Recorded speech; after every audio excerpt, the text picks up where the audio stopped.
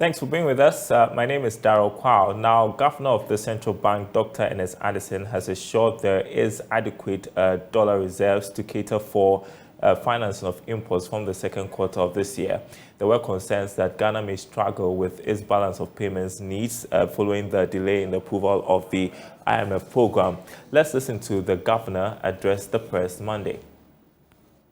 Yes, I mean, we all know that central bank financing is not necessarily a good thing for inflation, but in the interim, when you don't have any other alternative, it's better than chaos. But now that we have a plan, now that we have agreed with the fund on the macro framework, the agreement is to put an end to the central bank's financing.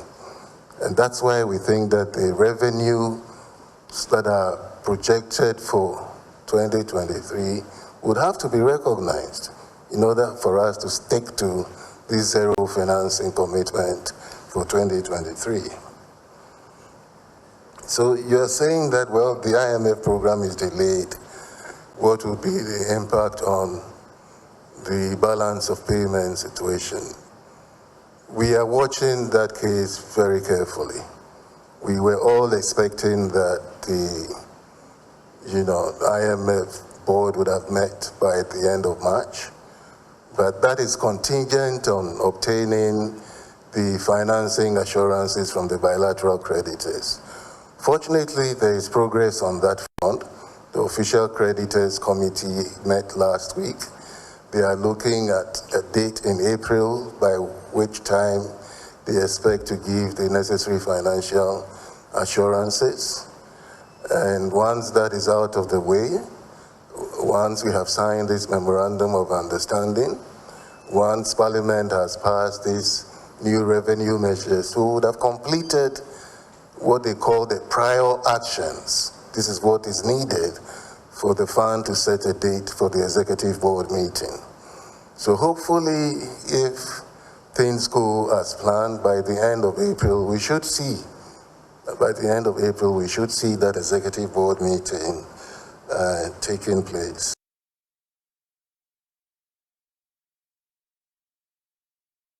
Well, joining me on Zoom, research lead and economist with GCB Capital, Kari. Great to see you this afternoon. Before we tackle the assurances from the central bank on our balance of payments needs, let's talk about the policy rate hike, which we understand now to be 29.5%.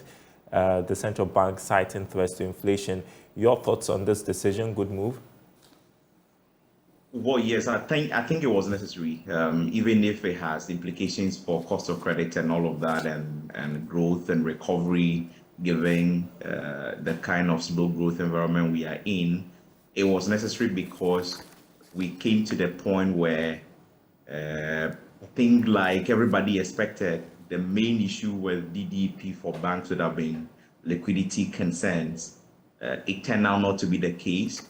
And so the Bank of Ghana's initial intervention of reducing the cash reserve ratio to inject some liquidity, and the bank's own cautious credit stance, which means they are not advancing as much credit as they would have in an attempt to protect or prevent further deterioration of capital, means that there is so much liquidity in the system.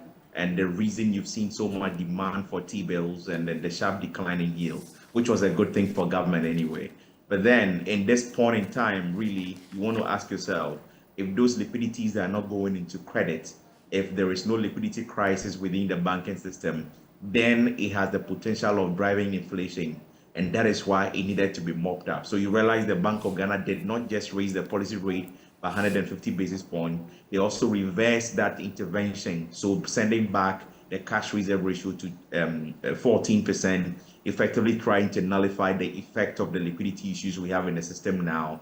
It's a way of guiding inflation down. You need to re-anchor inflation expectations. And yes, we've had 2 months of decline, but those are marginal. And even at 52.8, inflation is still very high.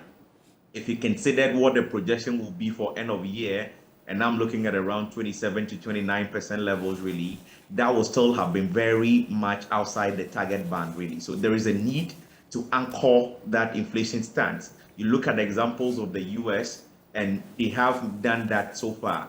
Inflation peaked at 9.1, down to 6%, but they keep raising the policy rate because even at 6%, it's still significantly higher than their 2% medium-term target band.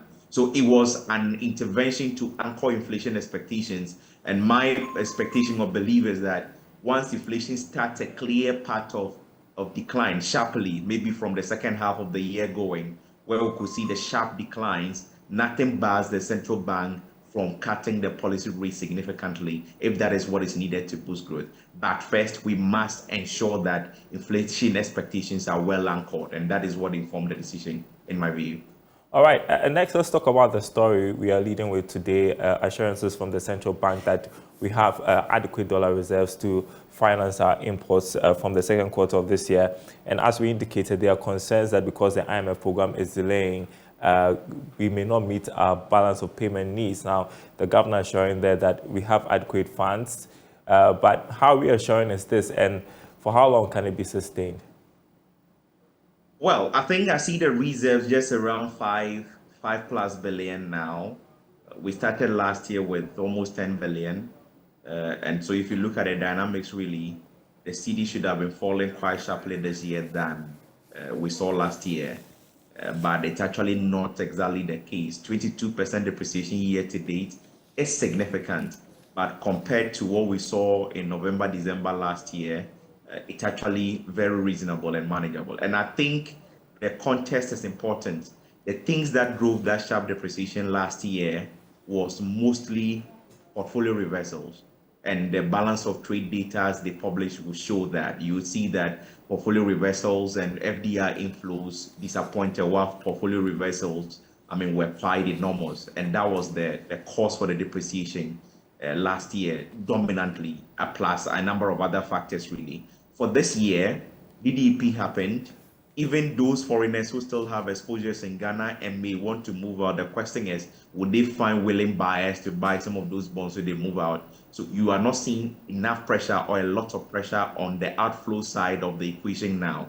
And so whatever is left in the reserves is being used to manage the imports and the many other routine stuff as a nation. And we have suspended interest payments on external debt, really. So all of those obligations on Eurobonds in January, Eurobonds in February, Eurobond coupon payment in March, and most of the other bilateral debt coupon, interest that were due for servicing, because we have suspended interest payment on some of those debts, it gave us the leeway to maneuver a bit in this period in time. And that is why you are not seeing so much of depreciation, really. And so between now till the IMF deal is secured, with the pressure from portfolio reversals, not too much a concern now, and interest suspension still in place, we should be able to manage things a bit until we get there. And that is why even with 5 billion in reserve compared to 9 billion when we started last year, you are not seeing so much pronounced depreciation. And the interventions the Bank of Ghana has rolled out in the market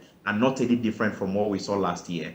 In fact, they still do the BDC's auction, even if the sum they auction now is much less.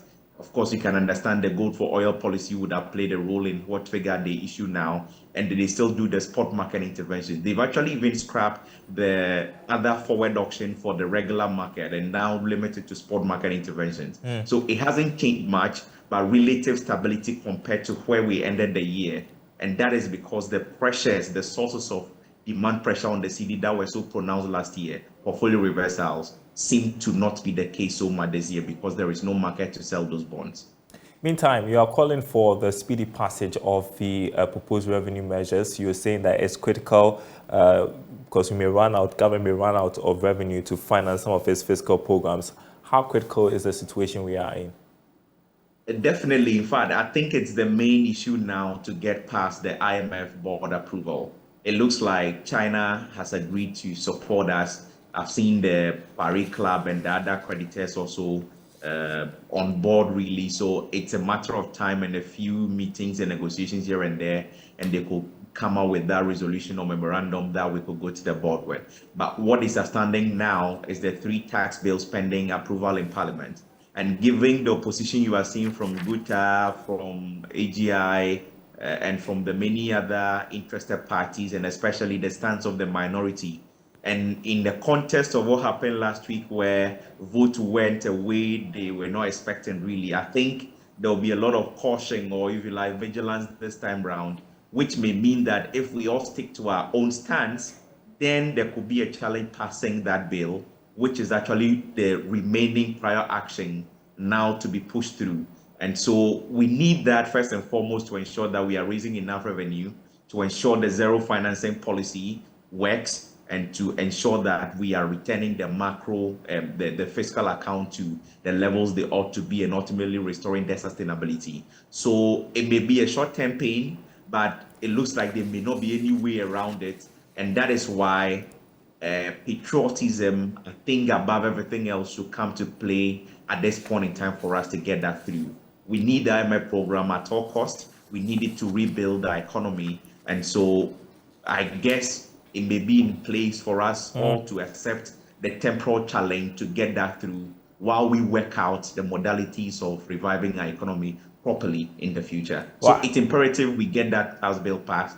IMF will not compromise on that. And so we need to do what is needful. Well, I don't think the business community will agree with you on that. In fact, like you mentioned, Guta has mentioned that this could potentially lead to the collapse of businesses. But I want to thank you so much, Courage Buti, for sharing your thoughts with us. And I discovered over the weekend that you're a musician too. And so the viewers can check out. Thank you. Yeah. Citadel Crew.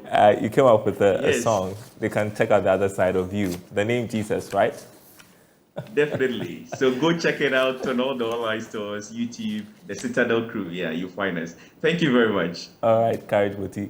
Interesting. And so, as Courage points out, the Ghana Union of Traders Association not excited about the proposed tax measures before Parliament. They are asking for the MPs to reject the amended bills because it could lead to the collapse of businesses. Let's listen to Guta President Dr. Joseph Obeng. The monetary policy rate keep going up. It would keep going up, and then inflation is not being solved because that's not the panacea. That's not the methodology to use. Because there's inflation because there's accumulation of cost of doing business. That's why it has affected prices negatively to that extent. It's not as a result of demand or the excess liquidity of cash or otherwise that you say that you are mopping up the excess liquidity. So you see that our policies are not helping us, and businesses are actually reeling under the distance. The COVID effect did not come and spoil businesses only. It came to, as a matter of fact, destroy most of our businesses, and that government is not only the victim. And if we are the victims, that's the reason why government cannot. Government says that they are not getting its bit of revenue because businesses are collapsing under the effects of the COVID and the Ukraine war. So why can't government sympathize with these businesses that are dying? Now we are very irrelevant in the scheme of affairs of the continental free trade area because our cost of doing business is far higher than our other member nations. So you're saying that we have the secretariat here, but we can't do much. Our business community is not benefiting from the arrangement. We are just irrelevant because if the cost of doing business is so high, you are in competition. You are borrowing over 40%. How can you produce and then break even and even be competitive with your counterpart elsewhere in the globe? So it means that you are just crippling businesses, and that's what we are talking about. That whenever we talk about excessive taxation, but unfortunately, I know that this government is very much aware that excessive taxation does not help businesses. That's why in 2017, government in its own wisdom said that no, businesses are dying, and that because of the effects of the what they call nuisance taxes. And then they try to remove most of these nuisance taxes for us. Now, these nuisance taxes are creeping back in force and in other forms. It's been quite an eventful week. U.S. Vice President Kamala Harris is in town, and a state dinner was held in her honor last night, where President Akufo-Addo disclosed that Ghana is currently in kickstarting formal negotiations for the third Millennium Challenge Compact. He also, in his address at the State Dinner, said Ghana was looking up to the U.S. to aid in our economic recovery. Take a listen to the president. 66 years after our independence, with Ghana being one of America's most important partners in sub-Saharan Africa, the fruits of Ghana-USA relations are evident. One of the most notable examples of those relations was given in the early years of our independence, when Kaiser Aluminum signed with President Nkrumah's government, with the support of the World Bank, to build in 1965 the $196 million United States Akosombo hydroelectric power project, which has since been the main provider of Ghana's energy needs. It remains the single biggest private American investment in our country. The time has come for it to be replicated. There have, however, been more recent examples of positive cooperation with the United States.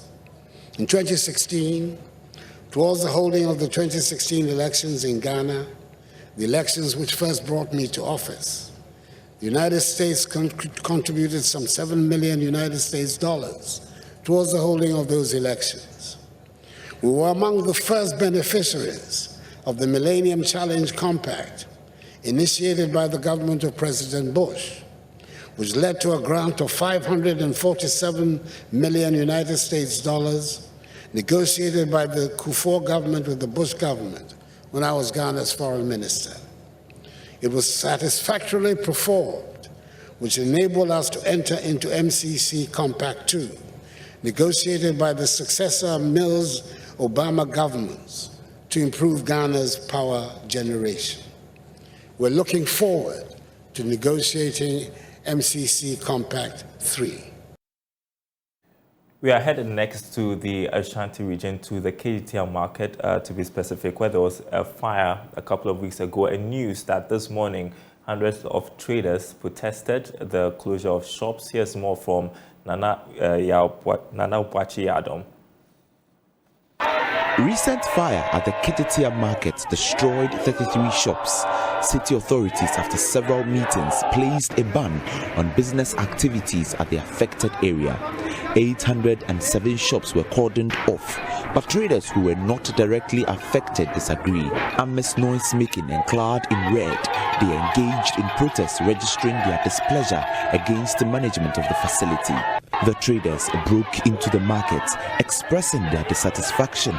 They say they were not directly affected by the fire and have paid for the shops. Yes, almost may be a pine or Massino, my uncle, me and Tomadia. They are 2 weeks in it. Ye are about for your shame school. Yet, yet, if you come back, pan and find some of Flano, and let's come back, pan and funny dear. Yet, 2 weeks. 8 years, slow, me as slap by and say, yes, Sranapa, 1 in Penifon and Casa, never be a Jana Arciano. Yes, slow, pa, no, maybe my shots now, Maya, and Yavan, I know. Yet, Jessica, Sika Modro, Antino. Imagine so much Jessica. Any question on say so as I say on many years. So imagine say, yes, such a woman, and see a rough on Macania. Yeah, Mamma says, and so woman, yes, and so woman, and Tino, maybe a source, my Juma, and yes, sir, said you can find a Bessie. Leader of the affected traders, Andrew Kofi, claimed management have failed to provide alternatives for businesses affected by their decision. No real work have gone on at the first and second floor, and by extension, the entire market.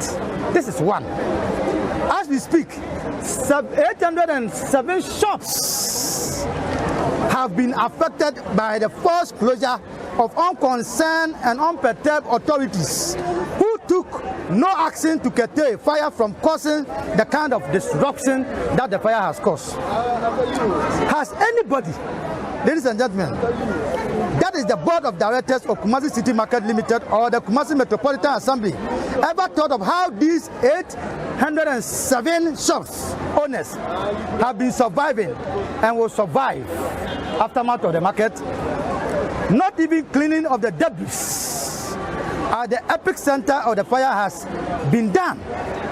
What our authorities been doing over the past 11 days, now that the incident occurred, since the past 7 days that the incident occurred, what has authority been doing? If we say authorities, we are referring to the Kumasi mayor, and by extension, the board. When he was notified about the debris, he told us that is not his responsibility.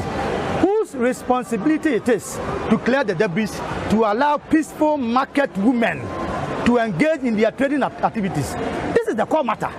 Nobody should just twist anything to favor him. We are demanding immediate reopening of 807 shops, barricades, and if this is not done, we have only 1 hour to do it ourselves. We are not saying where the fire occurred, they should open it for trading activities. Our demand is simple. That is what I've told you. We dare authorities to show us an iota of roadmap they have drawn to guide us all to getting the affected areas back to track or back to normalcy. We dare them to do that. For JoyNews, Nana Bachidanko reporting. The Secretariat of the African Continental Free Trade Area has expressed unhappiness about the ineffectiveness of the Pan-Africa Payment and Settlement System. Secretary General of AFTA Secretariat, Wamkele Mene, has been speaking at the first ever Zimbabwe-Ghana Business Forum.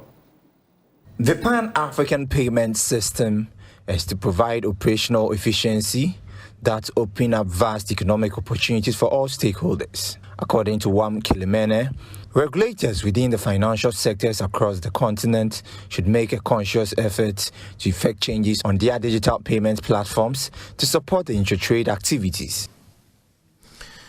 In addition to the Guided Trade Initiative, which is a proof of concept that the AfCFTA does function, we introduced, along with Afreximbank, the Pan-African Payments and Settlement System, which, as you may be aware, was launched here in Ghana last year on the 13th of January 2022.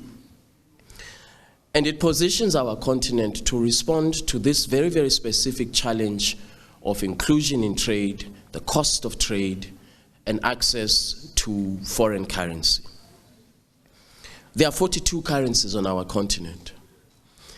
If you want to trade with somebody in Kenya, you are in Ghana, you have to first convert the Ghanaian cedi into the dollar. Your counterparty in Kenya receives the dollar. They then convert the dollar into the shilling. Similarly, someone in Egypt, same process. Convert the Egyptian pound into the dollar to trade with somebody in Africa. This cost to Africa's economy, we estimate it to be at about $5 billion annually. That's what we can quantify. Former Food and Agriculture Minister Dr. Efiri Akoto called for a more innovative approach to promote trade on the continent. This event could not be more timely, occurring at a period when the whole world finds itself in a state of economic distress.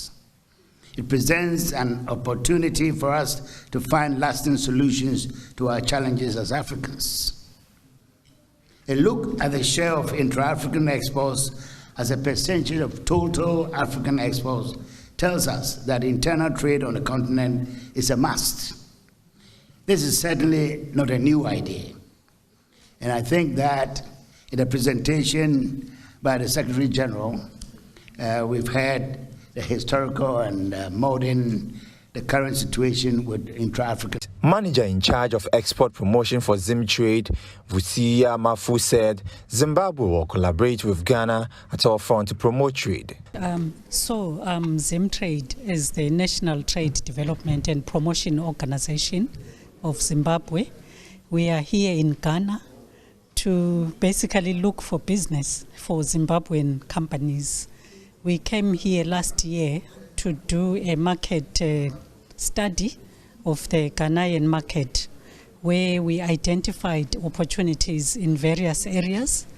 And so we decided to follow up those opportunities by bringing a delegation from Zimbabwe to actually come to Ghana and see for themselves and engage with the various Ghanaian counterparts in this market. The objective of the Zimbabwe-Ghana Forum is for companies from both countries to identify sectors to engage in B2B meetings with the ultimate goal of generating business between the two countries.